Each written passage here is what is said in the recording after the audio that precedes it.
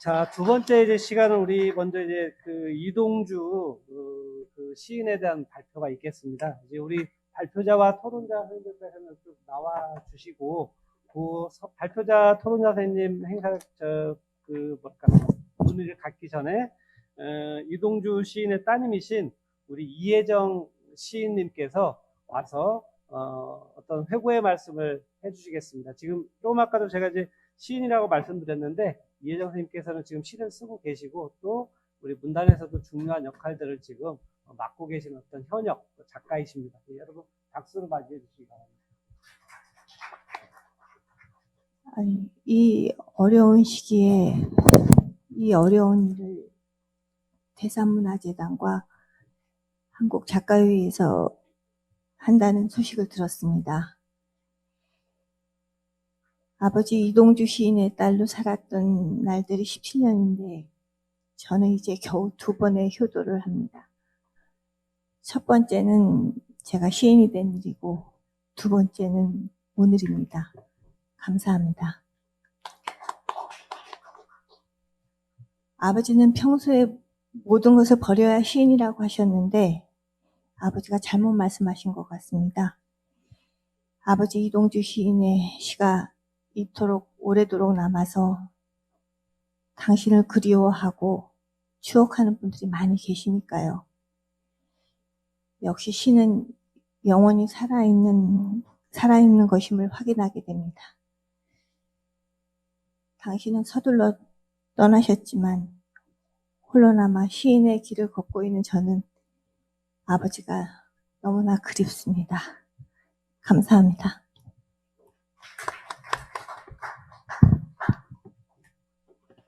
더 많은 말씀을 해주셔도 괜찮을 것 같은데 아마 또 시간을 또 절약해 주시려는 목적도 있는 것 같고 그것보다는 뭔 얘기가 필요하겠습니까? 돌아가셨지만 우리 자신들도 우리 부모님 성함을 부르고 아까 우리 조준 선생님 아드님께서도 말씀하셨지만 옛날 모습들을 떠올릴 때 이제 눈물과 콧물과 온갖 어떤 감격과 회고가 떠오르게 마련인데 그 한마디로 이렇게 이혜정 선생님께서는 이제 정리를 해주신 것 같습니다. 다시 한번 감사드린다는 말씀을 전해드립니다. 지금 간단히 소개드리면 우리 발제를 맡으신 이재복 선생님은 지금 한양대에서 이제 근무를 하시면서 소설과 시, 평론 전방위에 걸쳐서 연구와 그다음에 평론을 진행하고 계신 그런 훌륭한 연구자이십니다. 그리고 토론을 맡아주신 우리 허혜정 선생님은 시도 쓰시고 계시고 또 한편으로 평론도 이제 겸업을 하고 있고 특히 최근에 한류 관련이나 이제 문화 콘텐츠 관련해서 그쪽에서도 활발한 연구를 하고 계신 분이십니다. 예, 두 분 발제와 토론 부탁드리겠습니다. 네, 한양대학교 이재복입니다. 오늘 이동주 시인의 100주년을 맞이해서 발제를 하게 돼서 큰 영광이라고 생각합니다. 제가 오늘 다루는 주제는 한국 현대시와 전통의 발견이 되겠습니다. 이 전통에 대한 이 문제는 제가 오랫동안 천착해온 그런 주제고요.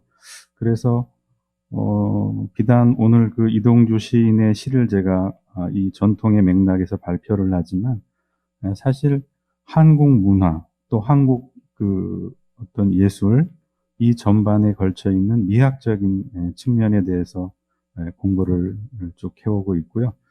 그런 맥락에서 이동주 시를 제가 한번 검토를 해보았습니다. 일단 제가 첫 번째 던진 문제는 현대시와 전통입니다. 한국 현대시에서 전통을 이야기한다는 것은 어떤 의미일까? 이런 물음을 던져보았고요. 그래서 거기에 대한 답은 사실 한국 현대시를 이야기할 때는 근대라든가 근대성이라고 하는 이 문제를 피해갈 수가 없기 때문에 한국 현대시와 근대 혹은 근대 이전의 우리 시 사이에 존재하는 어떤 아주 특수한 연속성 이런 것들을 발견하는 것이 전통이 아닌가 그런 생각을 해봤습니다. 그런데 우리가 우리의 근대를 이야기할 때 항상 우리가 빠지는 오류 중에 하나가 그 새것, 그 콤플렉스라고 하는 것. 그게 아마 그 우리가 좀 심한 것 같아요. 특히 이제 근대 이전의 것에 대해서는 뭐 낡고 무가치한 것으로 간주해 버리는 그런 경향들이 있는 게 사실입니다. 이로 인해서 그 근대 이전과 근대 이후의 그 연속적인 흐름을 깊이 있게 탐색을 해서 그것을 우리 시사 혹은 그 문학사 내에서 새롭게 규정하고 또 개념화해서 하나의 어떤 지식 체계 혹은 학문 체계를 정립하는 데까지 나아가지 못한 것이 아닌가. 저는 그렇게 보고 있습니다. 그래서 제가 오늘 이동주 시인을 이야기하지만 사실은 더 큰 주제, 한국 그 현대시와 전통이지만 더 나아가서 한국 문화, 한국 예술과 전통, 이런 부분에 대해서 이야기를 여러분들한테 하려고 합니다. 그래서 근대 이후에 전개된 급격한 서구화와 산업화의 경랑 속에서 우리의 전통적인 가치의 의미를 담지하고 있는 이러한 그 잠재성 있는 진료들이 상당히 많습니다. 제가 이 페이퍼에서도 이야기한 것처럼 근대 이후에 그 많은 분들이 그런 전통에 관한 어떤 탐구를 해온 것이 사실입니다. 그런데 이제 문제는 뭐냐면 그러한 잠재성 있는 진료들은 뚜렷한 어떤 구체적 형상을 찾지 못한 채 산발적으로 그런 논의들이 일어났거나 그렇게 되다 보니까 자연스럽게 이게 지속 가능함을 갖지 못하고 소멸하거나 또 예외적인 것으로 간주가 돼서 단순한 어떤 호기심의 대상으로 인식되어 온 것이 사실입니다. 우리 현대시의 전통에 대한 논의가 이런 차원에서 이루어져 왔다는 것은 그 소월 이외에도 뭐 백석, 정지용, 김영랑, 서정주, 박목월, 조지훈, 박재삼, 김지하 등에서도 확인되는 바고요. 이 시인들의 시에서 드러나는 우리의 전통적인 정서라든가 리듬, 형식은 근대의 제도화된 시의 정의와 개념으로는 온전히 수렴되지 않는 우리 현대시의 한 흐름을 드러내고 있다라고 할 수가 있습니다. 이 흐름을 한국 현대시의 전통이라는 차원에서 온전히 수렴하기 위해서는 먼저 이 각각의 시인들의 시에 드러나는 시의 정서라든가 리듬이라든가 형식을 정치하게 읽어내는 일이 중요한 일이겠죠. 그런데 여기에서의 문제는 이들의 시가 드러내는 이러한 정서라든가 리듬이라든가 형식 등을 수렴해서 그것을 현대시의 전통이라는 차원에서 해석하려고 할 때 그 전통, 다시 말하면 오랜 시간 동안 우리 민족의 의식과 정신이 구체화된 형식에 대한 구체적이고 포괄적인 이론이 정립되어 있느냐라고 하는 거에 대한 문제 제기를 저는 해야 된다고 봅니다. 산발적인 전통 논의가 아니라 그것을 전체적으로 아우를 만한 어떤 이론이나 미학 체계가 정립되어 있어야지 이 시인들의 시가 은폐하고 있는 전통의 세계를 온전히 해명할 수 있다라고 저는 생각을 합니다. 이동주 시인의 시가 드러내는 이러한 전통의 세계를 온전히 이해하고 그것을 기반으로 해서 시사적인 의미를 도출해내기 위해서는 무엇보다도 우리의 전통 일반을 아우르는 미학에 대한 개념이 정립이 되어야 한다고 보고요. 우리 현대 시인들 중에 한국적인 전통을 가장 잘 계승한 시인 중에 한 명으로 평가받고 있는 이동주 시인의 시를 그래서 해석하기 위해서 저는 이러한 그 개념을 설정을 했습니다. 정, 사김, 풀이, 한, 신명, 그늘, 못. 이러한 그 개념 등을 통해서 특히 이제 이러한 개념 등이 이제 그 미학적인 그 개념이 되겠죠. 그래서 이런 미학적인 개념들을 사용해서 이동주 시인의 시 세계를 해석을 하려고 합니다. 두 번째 얘기인데요. 이제 정의 발현과 시의 주름입니다. 한국 현대시의 전통을 이야기할 때 맨 앞자리에 놓여야 할 것이 저는 정의 문제라고 생각이 듭니다. 어떤 면에서 보면 넓은 차원에서, 특히 이제 넓은 차원에서 보면 사물에 정을 투사하는 일은 서정시의 기본 조건입니다. 하지만 우리 시에서의 그것은 특별한 데가 있습니다. 이로 인해서 우리만의 독특한 특성을 지닌 서정 혹은 서정시가 이제 탄생하는 거겠죠. 한번 예를 들어 보겠습니다. 여러분 아마 알고 계시는 그 시인데요. 이조년의 그 시 중에 이화의 월백하고라고 하는 시가 있습니다. 뭐 잘 아실 겁니다. 이 시를 보면 여기에서 그 시인이 발견한 것은 다정도 병이라는 사실입니다. 그러니까 정이 많은 것이 병이다. 이것이 이 시에서 말하고 있는 핵심인데요. 그 정 많음으로 인해서 잠 못 들어 하지만 시인은 그것을 뉘우치거나 반성하기보다는 그것을 그 자체로 즐기고 있습니다.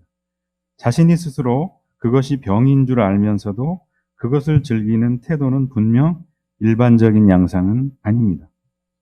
그것이 병이라면 그것에 대해 부정적인 태도를 취하는 것이 일반적이며 이렇게 그것을 적극적으로 긍정하는 태도는 정 혹은 서정에 대한 새로운 해석을 낳습니다. 정이 깊어지고 흘러 넘쳐서 병이 된 상태지만 그것을 부정이 아닌 긍정의 태도로 인식함으로써 그것이 절망이나 비극이 아닌 그것을 넘어서 새로운 차원으로 나아갈 수 있는 어떤 전망을 전체적으로 내재하고 있는 그런 구조가 탄생하는 겁니다. 이 독특한 정의 구조를 우리는 한이라고 명명할 수가 있을 겁니다. 그래서 우리의 서정시를 이야기할 때는 이런 개념이 어울릴 것 같아요. 다정, 다한. 그러니까 정이 많으면 한도 많다. 이런 맥락에서 접근을 할 수가 있을 것 같고요. 그래서 이동주 시에 드러난 정 역시 이와 다르지 않은 것 같습니다. 거기 보면 고독이라는 시, 그 다음에 안일이라는 시, 그 다음에 봄맞이, 그 다음에 엽신 이런 시들에 보면 그 시적 자아의 어떤 상처 입은 모습 이런 것들이 드러나고요. 이 상처는 일종의 그 마음의 병이라고 할 수 있고요. 이렇게 된 이유는 물론 정 때문입니다. 정의 결핍이 아니라 흘러 넘침으로 인해서 시적 자아는 그것을 발생하게 하는 대상으로부터 벗어나지 못하게 돼서 상처를 입기도 하고 또 그것을 넘어서기도 합니다. 가령 그 고독에서 시적 자아의 마음의 동상과 미침은 모두 자신이 당한 상처의 극단화된 표현으로 볼 수가 있습니다. 또 안일이의 그 환장하게라고 하는 말에서도 동일하게 나타나고요. 시적 자아의 환장은 그 대상인 달을 겨냥하고 있지만 그것은 달의 차원에서 발생한 것이라기보다는 자신의 주관적인 마음, 다시 말하면 정 차원에서 발생한 것이라고 할 수 있습니다. 정은 이렇게 극단화된 상태로 드러나기도 하지만 그것은 또한 봄맞이와 엽신에서처럼 자연스럽게 삶의 과정을 통해 드러나기도 합니다. 이것은 시간의 흐름 속에서 지나가 버린 것이 정의 형태로 시적 자아의 마음에 남게 됨으로써 만들어진 것이라고 할 수 있습니다. 이처럼 이동주 시는 정을 매개로 합니다. 이 정은 다양한 형식과 내용을 탄생시키지만 그것은 많은 부분 마음과 관계되어 있습니다. 정이 마음의 범주 내에서 그것을 매개로 하여 발생시키는 것은 그 정의 속성과 운용 정도에 따라서 결정이 됩니다. 우리의 그 서정에서 그 정만음을 통해 암시받을 수 있는 것은 서구의 낭만주의에서 볼 수 있는 감성, 비합리성, 관념성 등의 세계라기보다는 그것을 삶의 원리와 구조 내에서 적절하게 조절하고 풀어내는 과정에서 드러나는 한, 신명, 그늘 같은 세계라고 할 수가 있습니다. 고독과 안일이에 드러난 미치고 환장할 정도로 넘치는 정만음을 어떻게 사귀고 풀어낼 것인가? 만일 이것을 온전히 풀어내지 못한다면 정이 내재하고 있는 전체적인 진료성은 형식의 차원으로 드러나지 않을 겁니다. 그러니까 우리가 정을 이야기할 때, 특히 한국의 그 서정을 이야기할 때 이 다정다한, 그 자체도 물론 중요하지만 그것을 어떻게 풀어내느냐라고 하는 이 문제가 제가 볼 때는 더 중요한 문제라고 생각이 듭니다. 그래서 그 이동주의 서정은 그 이러한 그 고민에 대한 답을 한이라든가 신명이라든가 그늘이라는 우리의 전통적인 미학 체계 내에서 제시를 하고 있다라고 볼 수가 있고요. 한, 신명, 그늘이 기존의 서정의 개념과 범주를 어떻게 넓히고 또 변화시키는지에 대한 관심은 전통의 현대적 변형과 계승이라는 차원에서 또 다른 서정, 다시 말하면 서정시의 길을 제시하고 있다는 점에서 의의가 있다고 할 수 있습니다. 세 번째 문제인데요. 사김과 풀이 혹은 산조와 유래 언어입니다. 정이 서정의 기반을 이룬다고 할 때 도대체 그 정이란 무엇인가? 여기에 대해서 그 정은 일종의 마음이고요. 그리고 이제 그 마음은 그 어떤 관계라든가 구조 내에서 항상 그 결핍의 상태로 존재하게 되고 그 결핍이 이제 다양한 감정, 이를테면 서운함, 그리움, 원망, 슬픔, 서러움, 원한, 연민 이런 것들을 이제 발생시키게 되는 것이죠.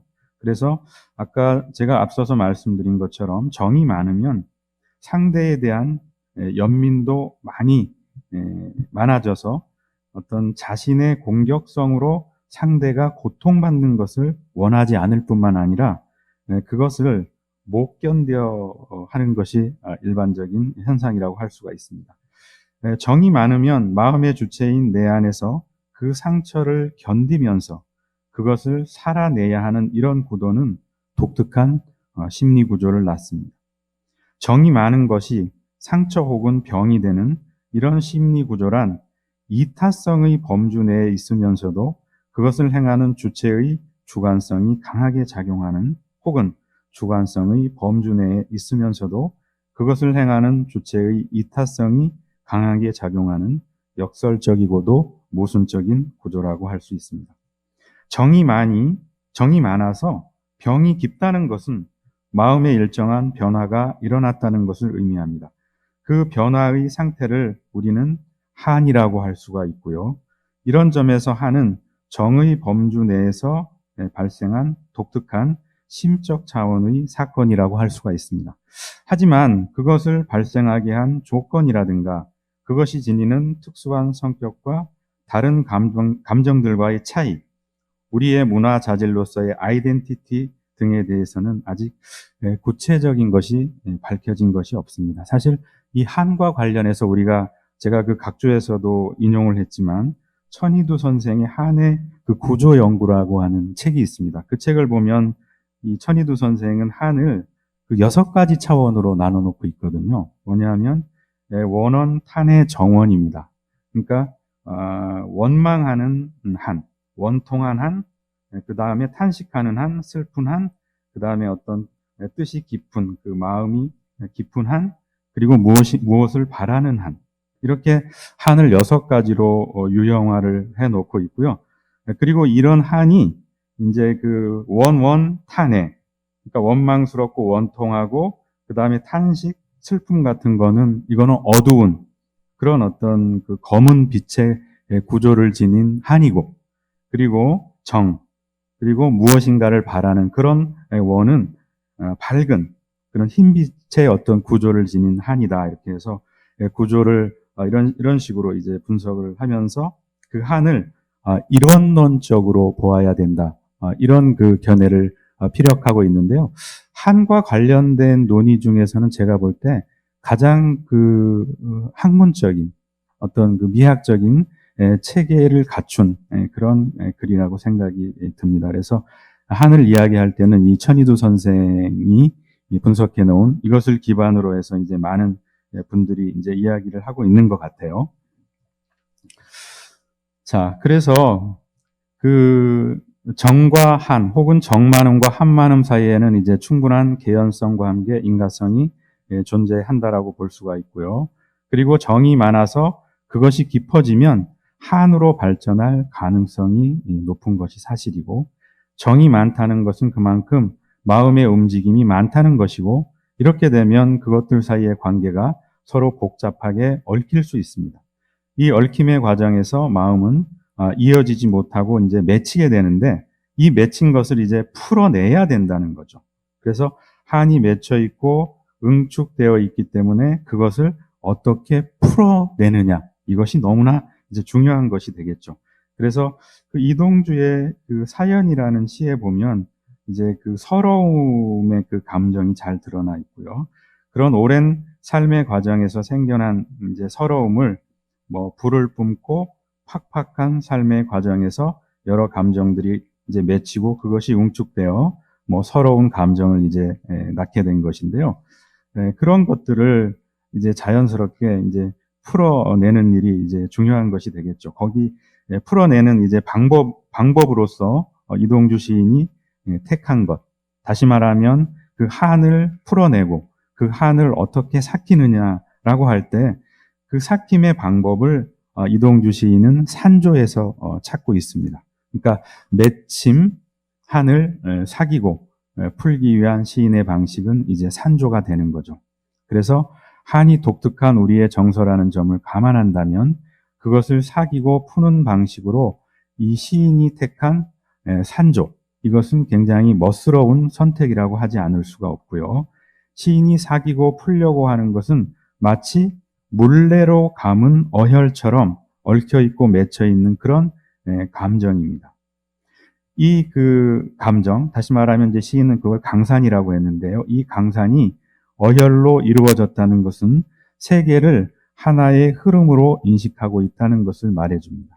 그런데 이 흐름에는 가락이 있고 또 장단이 있습니다. 이 가락과 장단을 우리는 자연에서도 발견할 수가 있고요. 인간 사회나 역사, 심지어 우리의 평범한 일상에서도 그것을 발견할 수가 있습니다. 그래서 음악은 한 사회와 국가의 풍속을 재는 척도로 인식되어 온 것이 사실입니다. 그래서 공자가 사실은 음악을 좋아했고 그 음악을 통해서 세상을 바라보는 것은 너무나 유명한 얘기라고 할 수가 있습니다.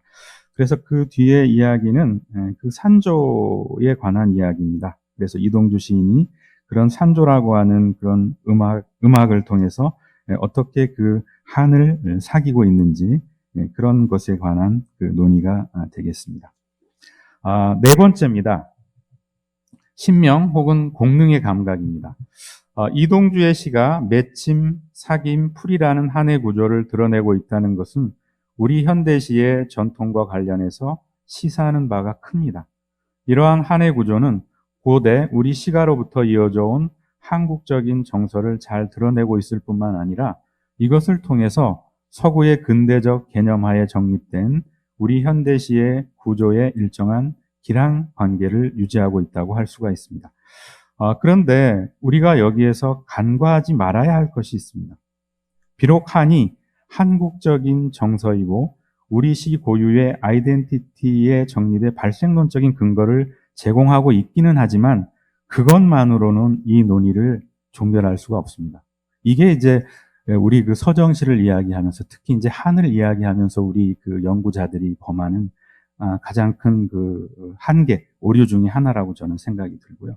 절대 한에서 여기서 멈추면 안 돼요. 그래서 많은 사람들이 우리 문화의 정체성을 한에서 찾고 있는데 그렇지 않습니다.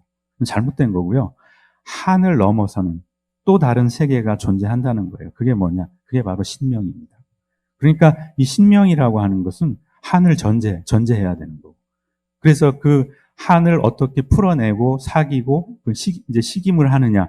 이것이 굉장히 중요한 문제입니다. 그렇게 해야지 이게 이제 신명의 어떤 정도가 거기에서 결정이 되는 것이죠. 그래서 이동주 시인은 그래서 한의 문제에 머물지 않고 그것을 신명을 통해서 풀어냈다라고 하는 점이 저는 같은 한을 이야기한 뭐 소월이라든가 백석이라든가 이런 시인들과 이동주 시인이 좀 차별화되는 지점이 아닌가 그렇게 생각이 들고요. 그리고 너무나 여러분들이 잘 알고 계시는 이동주 시인의 그 대표작이죠. 강강술래라는 이 작품은 그래서 더더욱 이 신명을 통해서 풀어내야 된다는 겁니다. 그러니까 이 신명은 반드시 전제가 한이 있고, 그러니까 이 시에는 한도 있고 신명도 있는 거예요. 두 개를 다 봐야지 된다는 거예요. 그래서 이동주 시인의 그 서정, 그리고 이동주 시인의 그 세계를 해명할 때 한을 넘어선 신명, 이것까지 아우를 때 그의 어떤 서정의 세계는 제대로 드러난다는 거죠. 자, 너무나 유명한 시기 때문에 제가 그 시는 생략을 하겠습니다. 이 시는 한과 신명을 동시에 보여주는 걸작입니다. 이 시를 통해 우리는 한이 어떻게 신명으로 질적 도약을 하는지 알 수 있습니다. 강강술래를 하는 이들의 한은 여울에 몰린 은어대와 목을 빼면 서름이 속고에 잘 드러나 있습니다. 이들이 몰린 여울은 급경사의 물의 흐름이 빠른 곳입니다. 외부 세계로부터의 억압이 가해지고 그것이 이들을 응어리지게 할 수 있는 그런 상황입니다.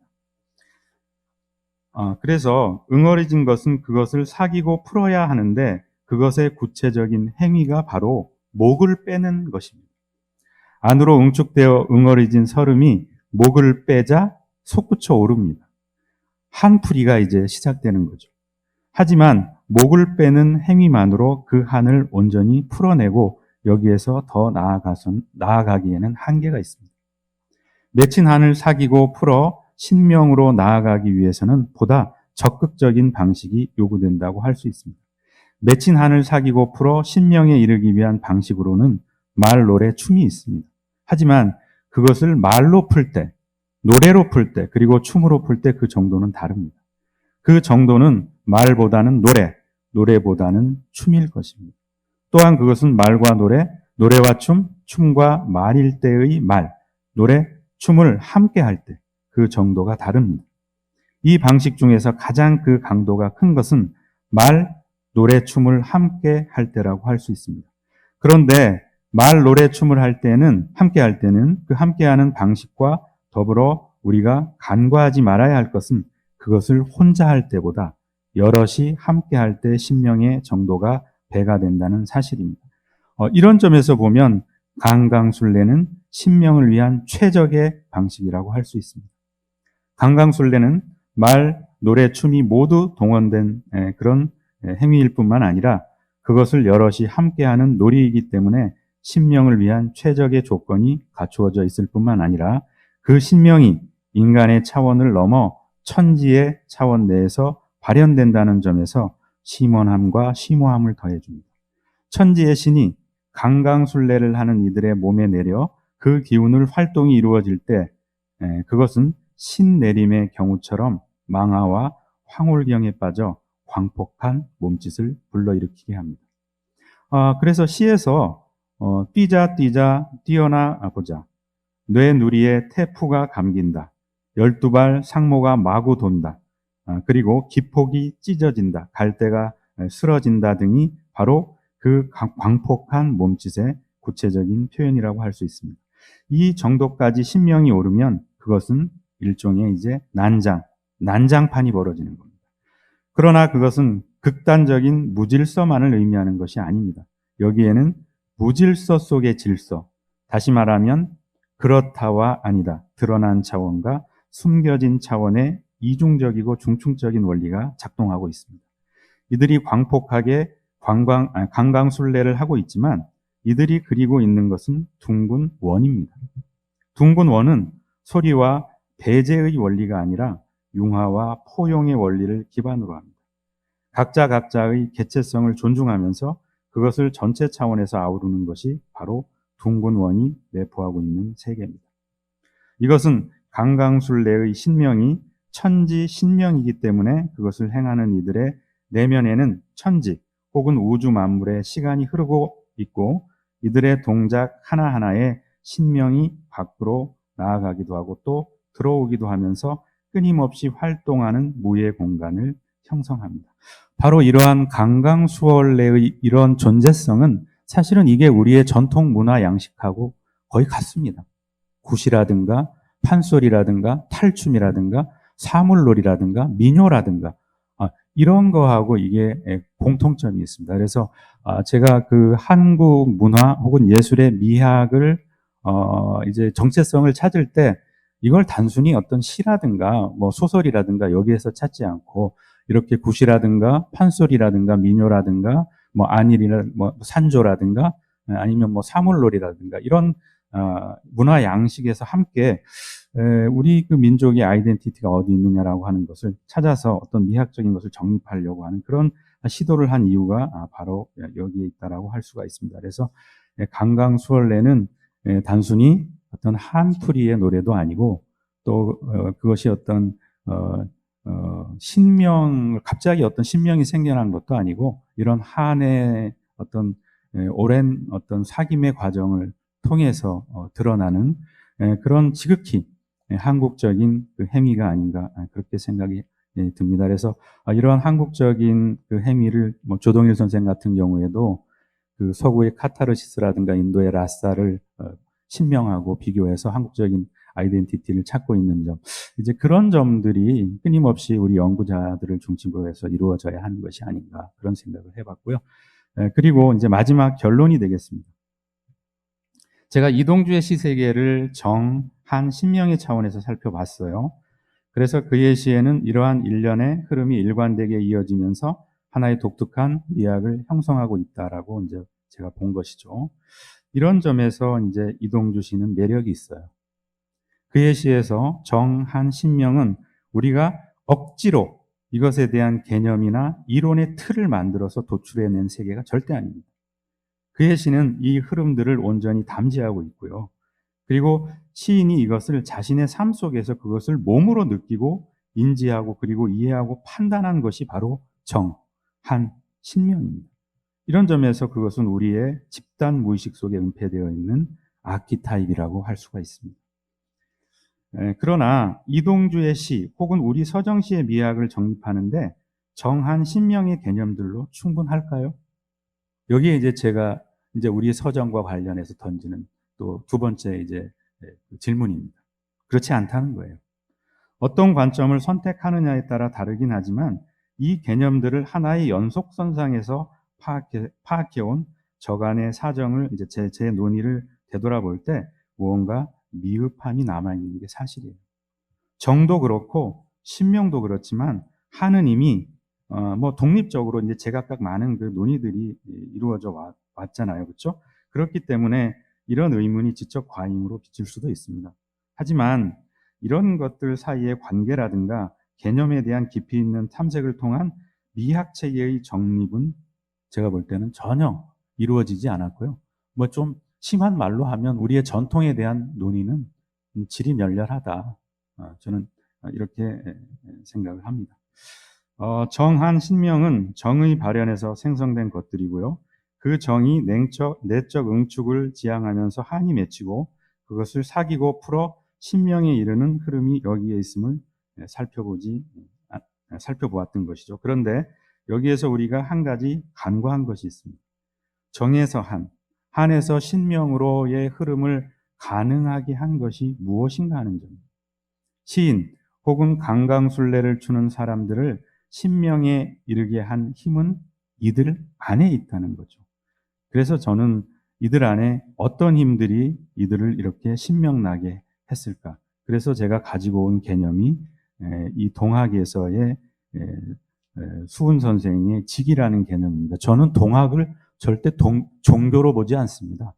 동학이야말로 이거는 우리의 어떤 전통 사상 그리고 철학, 그래서 이런 것을 기반으로 해서 어떤 우리의 문예미학 또 문화 어떤 그 담론 그리고 정신미학의 어떤 그 담지체들을 찾아야 하는 것이 저는 옳다라고 생각을 해서 그래서 이 직위를 가지고 왔고요. 그래서 이 직위를 통해서 우리가 그 미학에 대한 어떤 가치 평가를 내려야 되는 것이 아니라 직위의 정도, 그 지극함의 정도, 그것이 바로 그늘이라는 거죠. 그래서 제가 지금 이동주의 시를 이 그늘을 가지고 이제 그 평가를 해야 된다라고 이야기했지만 사실 이 그늘을 가지고 평가하는 우리의 전통적인 문화 양식 중에 가장 널리 알려져 있는 것은 판소리입니다. 그래서 우리가 소리꾼들의 소리를 듣고요. 어떤 평가를 내리냐면 그 사람 소리에는 그늘이 있어? 그러면 그 소리가 최고라는 거예요. 최고의 소리꾼의 소리라는 겁니다. 그런데 그 사람 소리를 듣고 소리꾼의 소리를 듣고 그 사람 소리에 그늘이 없어. 그러면 그 판에서는 그 사람 소리를 더 이상 못하는 겁니다.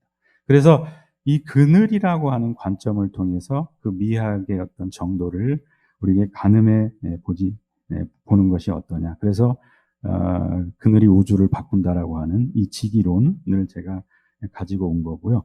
그래서 이동주의 시도 우리가 이런 직이론에 입각을 해서 한번 되돌아볼 점검을 할 그런 필요가 있다라고 생각이 듭니다. 그래서 사실은 앞서 제가 서두에서도 말씀드렸지만 이동주의 시를 택한 것은 이런 제가 구축하려고 하는 한국의 어떤 미학 체계, 한이라든가 신명, 그늘 이런 관점에서 이제 텍스트를 찾다가 우리 시 쪽에서는 이동주의 시가 거기에 굉장히 적합한 텍스트다 그래서 가지고 온 거고요. 사실 제가 하는 공부의 최종 목적은 이 시라든가 문학에 머무는 것이 아니라 아까 말씀드린 굿이라든가 판소리라든가 사물놀이라든가 이런 탈춤이라든가 이런 민족 문화의 양식을 통한 한국 미학의 정체성을 찾는 데 저의 이제 그 연구의 목적이 있고요. 그런 점에서 이동주의 시는 굉장히 저한테는 매력적인 텍스트였다. 이렇게 말씀드리고 싶고요. 그리고 여기에 대한 구체적인 아주 세세한 것들은 제가 하지 못했습니다. 그런 것들은 앞으로 보완을 하도록 하겠습니다. 고맙습니다. 예, 지금까지 들으신 대로 이재복 교수님께서는 이제 이동주론을 썼지만 동시에 이제 한국 미학 혹은 한국 문화의 어떤 원형과 앞으로의 어떤 그 모색까지도 이제 담고 있는 그런 내용을 발표를 해주셨습니다. 아마 이게 거의 30격이 될 텐데 앞으로 그 작업에 대한 어떤 건투와 또 훌륭한 성과를 내시기를 이제 기원드립니다. 우리 허혜정 선생님께서는 최근에 이제 시도 아까도 말씀드렸지만 시도 쓰시고 계시지만 한국문화 콘텐츠에 대한 어떤 아주 연구에도 그 많은 힘을 기울이고 있습니다.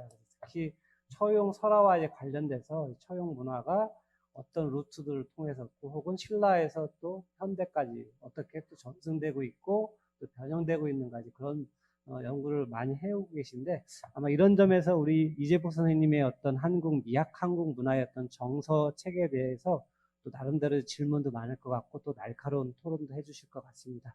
단 좀 죄송스러운 말씀을 드린다면 사회자의 중요한 임무 중에 하나가 시간을 정확하게 지키는 건데 조금씩 지금 수년되고 있는데 회장 선생님께서도 좀 간략하게 또 핵심만 찌르는 질문으로 시간을 좀 아껴주시기 바랍니다. 예, 그 토론 말씀을 부탁드립니다. 하실 줄 알았습니다.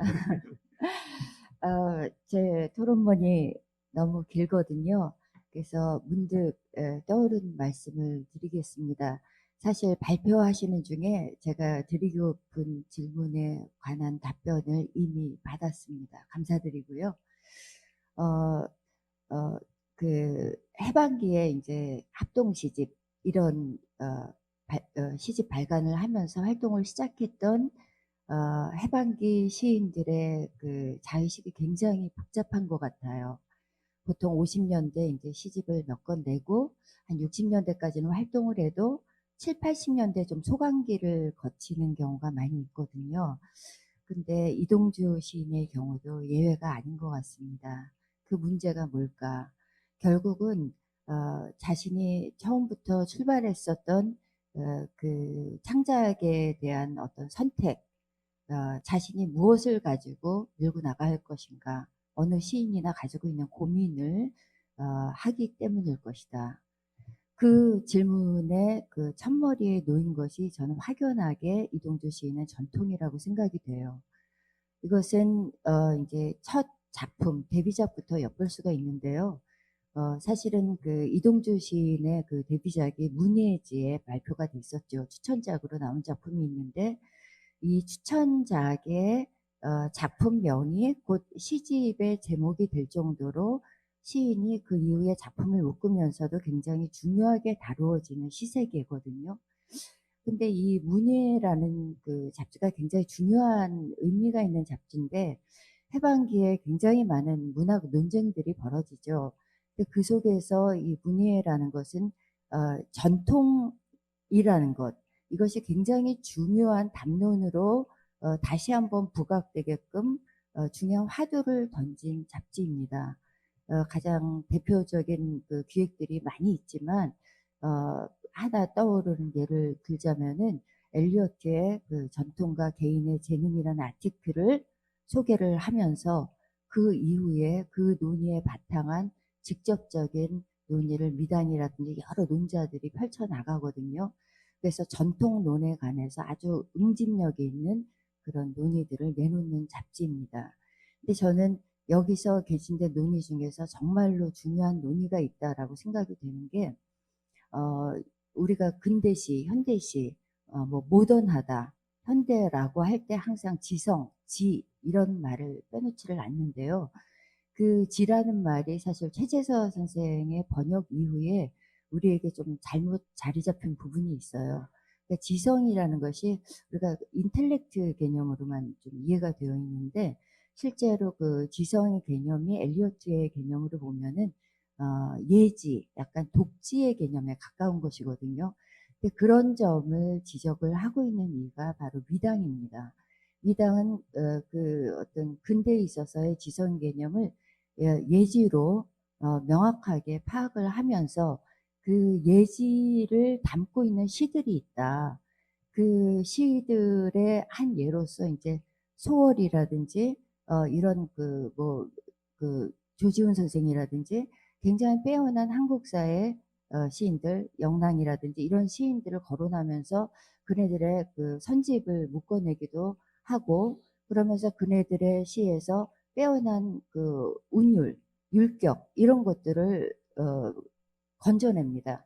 그리고 그 율격이 단순히 율이 아니라 어떤 정조, 인간의 정서, 마음 이런 것들을 담아내는 그 운율의 어떤 내재적인 깊은 그 문화적인 무의식을 담고 있는 형질이 있음을 굉장히 많은 글들을 통해서 강조를 하거든요.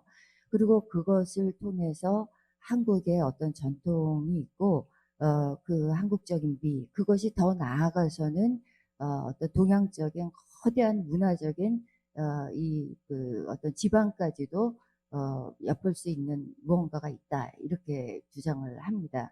사실 이런 이론적인 틀은 엘리어트와 유사하기도 해요. 엘리어트도 그때 당시에 너무나 많은 이들이 각자의 개성을 주장하면서 그 유럽의 문단이 그 피기즘이 너무 난립을 했기 때문에 어떤 그 장대한 정말 현대라는 시대가 뭔가 이것을 보여주기 위해서 그 나름의 근대성을 그 장대하게 기획을 하기 위해서 개인의 재능이라는 게 정말 뭐냐 이것이 전통이라는 것 속에서 거대한 어떤 위대한 고전들의 인유 여러 가지 그 나름의 수사를 이야기하고 또 그 재능의 발현의 그 메커니즘을 논의를 하면서 몇 가지 중요한 논문들을 한 6편을 썼는데요.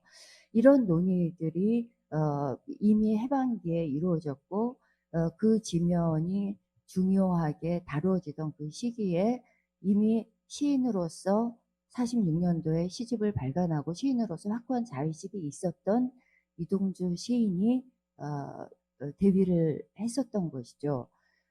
이 시인께서, 그러니까 이 심호 선생께서 정말로 어, 이후에 이제 산조라든지 강강술래라든지 이런 정말 빼어난 수작으로 이어지는 그 시세계를 펼쳐나가면서 전통, 한국의 미라는 것이 무엇이다라는 시세계를 펼쳐나갔을 때는 이런 끊임없이 해방기부터 대진되어 온 이런 전통론에 대한 시선을 늦추지 않았을 거라는 걸 짐작할 수가 있고요.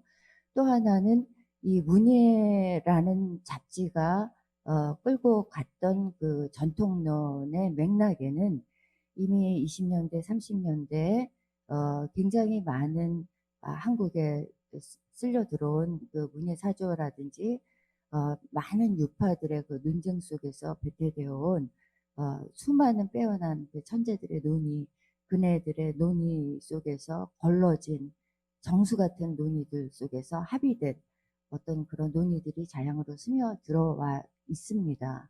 그렇기 때문에 이동주 선생님께서는 굉장히 그 복잡다단하고 이념적인 분교라든지 논쟁들이 소용돌이쳤던 그 시기에 정말 우리 시단의 금맥이라고 할 만한 그런 것을 발견하셔서 어, 현대시의 가장 아름다운 그 어, 어떤 그 도정을 개척해 나가지 않으셨던가 하는 생각이 들고요. 그 아름다움을 발굴해내기 위해서 이재복 교수님께서는 그것을 무엇으로 설명해야 할까라는 그런 문제의식을 가지고 이것이 바로 한이고 또 신명이고 또 이것이 생명이고 또 응축이고 풀어헤침이고 또 이것에 그늘이 있고 이런 여러 가지 논의를 가지고 굽이굽이 풀어 나가셨습니다. 논문을 읽으면서 저는 굉장히 사실 행복하고 이렇게 재미있는 논문이 있나 그런 생각이 들었어요. 이 전체 논제에 뭐 전반적으로 공감을 하고요. 제가 아주 좀 정말로 드리고 싶었던 질문은 이런 어지러운 그 시단의 그 와중에서 이런 그 어떤 전통이라든지 아름다운 한국의 미 이런 지향을 아주 올곧게 끝까지 끌고 나가신 이 이동주 선생님의 선택 이것은 아주 확고한 아주 의식이 확고한 그런 창작이었으리라고 생각이 되거든요. 그래서 선생님의 실론이 있으실까라는 궁금증이 생겼어요. 사실 이동주 선생님은 시도 쓰셨지만 소설 쪽에 굉장히 많은 역점을 두셨던 걸로 알고 있고 에세이도 굉장히 많으시죠. 그래서 실론까지 남기셨을까 이런 생각은 드는데 그래도 궁금증이 생겨서 좀 실론적인 논의가 있었는지 질문을 드리고 싶고요. 그리고 마지막으로 아까 그 발제를 하시면서도 좀 설명을 해주셨지만 사실 이것이 이재복 선생님의 큰 연구의 그 과제이시기도 하지만 많은 연구자들이 또 공유하고 있는 과제이기도 하거든요. 전통 아직까지 너무나 많은 그 과제들이 놓여 있는데 여기에 관해서 어떤 초벌의 그 설계안이라도 있으시면 조금 소개를 해주시면 감사하겠습니다. 네. 시계가 저 앞에 보이는군요. 지금 53분, 55분. 네, 간단하게 되도록 짧게. 하겠습니다. 그 허혜정 선생님 너무 고맙습니다. 그 허혜정 선생님하고는 뭐 때때로 그 만나서 또 많은 이야기를 하는데 최근에는 만나지 못하고 오늘 이렇게 처음 뵙는 것 같아요. 그래서 제가 이거 발표할 때 좀 선생님한테 조언도 구하고 그랬으면 더 좋은 그 논문이 될 수 있었으리라고 생각이 들고 또 선생님께서 그 지적해 주신 그 토론문에서 아주 굉장히 그 날카롭게 지적해 주신 그 세 가지 지적은 저는 100% 공감을 합니다. 그 부분을 제가 이제 보완해야 될 부분이고요. 그리고 이제 아까 그 이동주 그 시인의 시론이 있냐. 근데 그 시에 대한 어떤 입장은 있으신 것 같아요. 그러니까 그런 글들을 이제 발표를 하셨는데, 아까 제가 그 한 이야기를 할 때도 그 한과 관련해서 이제 말씀을 하신 글들이 있습니다. 그래서 선생님은 당신의 그 한, 아까 제가 천희도 선생이 그 한을 6가지 유형으로 보고 있는데, 당신의 한을 그 뭔가를 원하는, 바라는 그런 한이다, 내 한은, 내 시 속의 한은. 그래서 원한의 세계를 나는 그리고 싶고, 그리고 그런 세계를 통해서 어떤, 그 긍정적인 뭔가 이런 어떤 삶의 어떤, 의미, 이런 것들을 찾는다는 그런 아주 어떻게 보면 소략하지만 또 당신의 시세계를 아주 명정하게 제시를 한 글들이 있고요. 그 다음에 사실은 그 이제 굉장히 중요한 가장 중요한 질문 중에 하나인데요. 제가 대학원에서 그 가르치는 게 뭐냐면 그 미학을 가르칩니다. 그러니까 그 미학을 가르치면서 가장 부러웠던 게 뭐냐면 타타르키비치의 그 미학의 기본 개념사라는 책이고 그 책은 사실은 제가 한 10년 넘게 이제 대학원에서 교재로 썼는데, 거기에서 너무나 많은 걸 배운 것 같아요. 그러니까 아까 제가 그 근대 이후에 굉장히 다양한 이런 전통에 관한 논의들이 있었는데, 왜 그 100년이 넘는 세월 동안 그 수많은 전통 논의를 기반으로 해서 하나의 그에 맞는, 걸맞는 이런 전통에 관련된 어떤 체계 혹은 미학적인 체계를 우리가 정립하지 못했느냐. 여기에 대한 반성을 늘 합니다. 근데 그 타타르키비츠의 미학의 기본 개념사라고 하는 책을 보면서 제가 감탄을 한 건 뭐냐면, 이거예요. 그러니까 서양 애들은 이걸 한다는 거예요. 그러니까 뭐냐면 우리하고 좀 약간 학문하는 방법이 다른 것 같은데, 그 친구들은 어떻게 하냐면 분류를, 그러니까 네 가지 그 조건을 제시하거든요. 첫째가 분류, 두 번째가 용어, 세 번째가 개념, 네 번째가 정의입니다. 그러니까 우리가 이런, 이를테면 많은 시인들이 있고 또 그 많은 논의들이 있었잖아요. 전통에 관련된. 그런 것들을 어떤 기준에 있어서 어떻게 내가 이거를 분류할 것인가. 이런 것들을 굉장히 잘합니다. 서양 애들. 그러니까 그리스 로마 시대부터 뭐 르네상스를 거쳐서 20세기까지 계속 이제 그 분류를 하고 있고요. 그렇게 분류를 해서 거기에다 뭘 부여하냐면 용어를 부여하는 거예요. 명칭을. 아까 제가 한, 뭐 신명, 근을 이야기했지만 그런 용어를 부여하고요. 그리고 용어만 부여하는 게 아니라 거기에 이제 개념, 그 용어가 가지고 있는, 한이면 한이 가지고 있는 개념이 뭐냐, 신명이 가지고 있는 개념이 뭐냐, 그늘이 가지고 있는 개념이 뭐냐, 개념을 이제 정립을 하고 그 다음에 그거에 대한 굉장히 긴 어떤 가설을 통해서 어떤 정의를 하고 검증을 합니다. 그러니까 이런 과정을 계속 거쳐온 거예요. 서양의 저기 미학사를 보면. 근데 우리는 그런 작업이 이루어지지 않은 거죠. 그래서 예를 들면 전통에 관한 논의도 제가 볼 때는 그런 서구 애들이 보여준 그런 어떤 논리, 분류, 뭐 용어, 그 다음에 개념, 그 다음에 정의, 이런 과정들을 통해서 우리가 여기에 대해서 한번 살펴보면 뭔가 새로운 어떤 미학적인 것들이 생겨나지 않을까라는 생각이 좀 들었고요.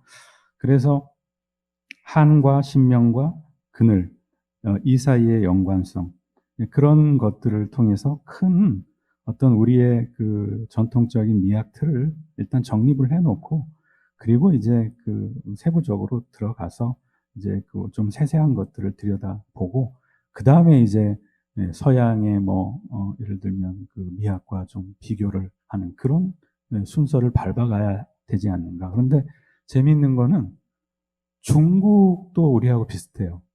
중국도 그 역사가 굉장히 오래됐지만요, 거기는 미학이라는 학문이 없어요.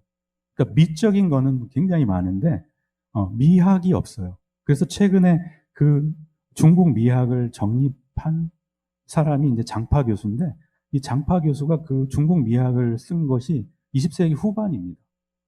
그러니까 중국, 그 긴 역사를 가진 중국도 사실은 그 중국 미학의 체계를 정립한 건 최근의 일입니다. 그러니까 우리도 뭔가 그런 것에서 뭔가 배워야 될 부분들이 있지 않나. 그래서 그 장파 교수의 책을 보면 이제 중국 미학사를 쓰고 그 다음에 중서미학, 그 중국 미학과 서구 미학을 비교하는 이제 그런 단계를 밟아갔어요. 그러니까 그런 점들이 앞으로 이제 저희가 이 뭐 전통이라든가 수많은 이제 그 논의들을 할 때, 이와 관련된 논의들을 할 때 중요한 하나의 그 방법론으로 우리가 삼아야 될 하나의 어떤 모범이 아닌가, 그런 생각을 하고 싶습니다. 네. 예, 지금 이제 거의 12시가 다 됐죠. 이상의 날개에 보면 정오가 되면은 이 일대에서 그 이제 뭐 동아일보가 요 옆에 있으니까 정오에 이제 축포가 막 사이렌이 울렸다고 합니다. 이제 아마 우리도 이제 이제서 이제 두 분 발표가 끝났는데 서둘러서 조지훈 선생님, 하나훈 시인 발표를 듣고서 이제 또 오후 세션을 진행해야 될 것 같습니다. 지금 어쨌든 짧은 시간에 이동주 시인에 대해서 또 한국 문화의 어떤 체계에 대해서 좋은 발표와 토론해 주신 이재복 교수, 허혜정 교수께 여러분 박수 부탁드립니다.